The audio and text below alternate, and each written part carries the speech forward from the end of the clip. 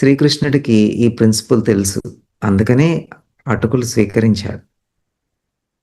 అటుకులు ఎప్పుడైతే స్వీకరించాడో అప్పుడు తను అష్ట ఐశ్వర్యాల్ని ఇవ్వగలిగాడు. స్వీకరించకుండా ఇవ్వలేడు కృష్ణుడు కూడా. అందుకని స్వీకరించాడు. ఈ సమతుల్యత అనేది అవసరం ఇవ్వడానికి. తీసుకోవడం అనేది స్వార్థము అనేది రెండవ అపోహ. వాస్తవం ఏంటి అంటే కృతజ్ఞతతో స్వీకరించడము ఎంతో అవసరము. రిలేషన్షిప్ బలోపేతం అవ్వాలి అంటే. ఒక బాంధవ్యము చక్కగా బాగుండాలి భార్యాభర్తల మధ్య, స్నేహితుల మధ్య అంటే వాళ్ళ మధ్య ప్రేమ ఉంటే సరిపోతుంది అనుకుంటారు. ఇది అపోహ. ఇది కూడా కేవలం ప్రేమ మాత్రమే సరిపోదు.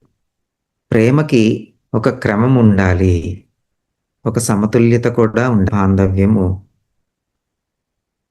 ఇంకా వృద్ధి చెందుతుంది, బలోపేతమవుతుంది.